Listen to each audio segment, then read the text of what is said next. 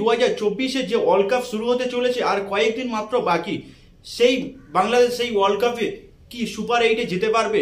এটা অনেকের প্রশ্ন।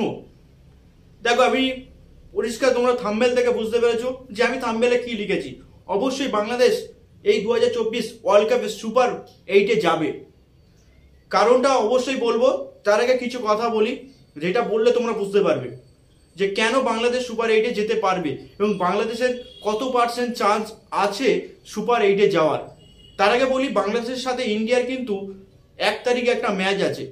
এই ম্যাচ কিন্তু বাংলাদেশের পক্ষে যতটাই গুরুত্বপূর্ণ, ইন্ডিয়ার দিক থেকে দেখলে কিন্তু ইন্ডিয়ার কাছেও কিন্তু গুরুত্বপূর্ণ। সেটা অন্য একটা টপিক নিয়ে, অন্য একটা ভিডিও নিয়ে কথা বলবো। বাংলাদেশে যে কথা বলি, বাংলাদেশে এই ম্যাচ কিন্তু খুবই গুরুত্বপূর্ণ, কারণ বাংলাদেশে একটা ভালো টিমের সাথে খেলতে যাচ্ছে, যেটা টি-20 বিশ্বকাপ শুরু হওয়ার আগে কিন্তু একটা ভালো টিম, বড় টিমের এগেনস্টে কিন্তু বাংলাদেশ খেলবে। বাংলাদেশ কিন্তু প্রথম ম্যাচ আমরা যদি দেখি, বাংলাদেশ টি-20 ওয়ার্ল্ড কাপ 2024-এর প্রথম ম্যাচ কিন্তু আছে শ্রীলঙ্কার সাথে 8 তারিখ। তারপরে যদি আমরা ম্যাচটা শিডিউলটা দেখি, তারপরে আছে সাউথ আফ্রিকার সাথে 10 তারিখে, তারপরে আছে কিন্তু 13 তারিখ নেদারল্যান্ডের সাথে, তারপরে আছে কিন্তু 17 তারিখ নেপালের সাথে। এইবারে কথা হচ্ছে, এখানে কিন্তু যদি তুমি 3টে ম্যাচ যেত তাহলে কিন্তু সুপার 8-এ অবশ্যই চলে যাবে। যদি 2টো যেত, তারপরে যদি পয়েন্ট সমান সমান হয়ে যায়, যদি রান রেট ভালো থাকে, তাহলে কিন্তু সুপার 8-এ যেতে পারবে। এইবারে কথা হচ্ছে বাংলাদেশের কাছে।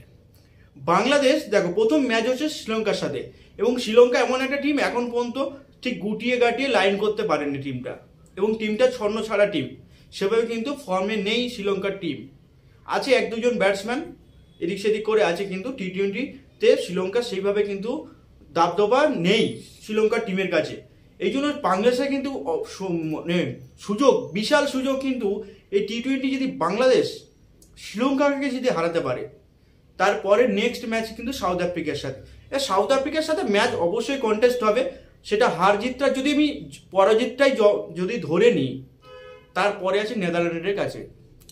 এই নেদারল্যান্ড কিন্তু ওয়ানডে বিশ্বকাপে কিন্তু বাংলাদেশকে হারিয়েছিল। আমরা সবাই জানি বাংলাদেশের দর্শকরা অনেকটাই খারাপ, সে বলার মতো নয়। একটা খুবই দুঃখজনক ব্যাপার ঘটেছিল যে বাংলাদেশের মতন একটা টিম নেদারল্যান্ডের কাছে কিভাবে হেরে গেল। সেটা গেছে ওয়ানডে বিশ্বকাপে। টি-20 বিশ্বকাপে কিন্তু নেদারল্যান্ডের কিন্তু সেইভাবে ফর্ম নেই। নেদারল্যান্ডের ঘরের মাঠেও কিন্তু নেদারল্যান্ড হেরেছে, নেদারল্যান্ডের কাছে কিন্তু সেই ফর্মটা নেই। তাই নেদারল্যান্ডের কাছে ফর্ম নেই মানে, আর বাংলাদেশ যখন ওয়ানডে বিশ্বকাপের সময় কিন্তু বাংলাদেশ হেরেছে, সেই রাগ কিন্তু বাংলাদেশের কাছে রয়েছে, যার জন্য বাংলাদেশ কিন্তু নেদারল্যান্ডকে অবশ্যই হারাবে। তারপরে পড়ে থাকলো নেপাল, যেটা 17 তারিখে ম্যাচ আছে। নেপালের সাথে ম্যাচ কিন্তু বাংলাদেশ খুব সহজে জিতে যাবে।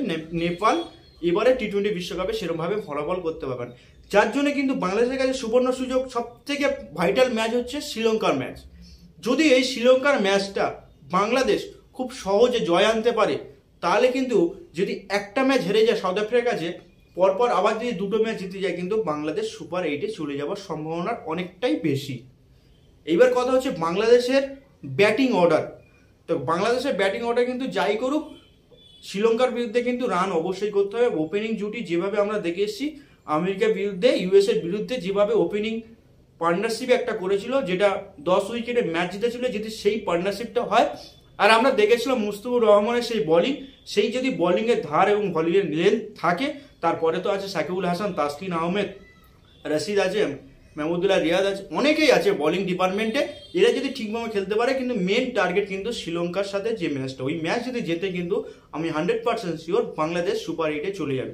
যদি ভিডিওটা ভালো লাগে অবশ্যই চ্যানেলটাকে সাবস্ক্রাইব করে নেবে, আর যারা যারা নতুন এসছো অবশ্যই চ্যানেলটাকে সাবস্ক্রাইব করে রাখবে এবং লাইক করবে। Thank you so much. পরের ভিডিওতে তোমাদের সাথে দেখা হচ্ছে।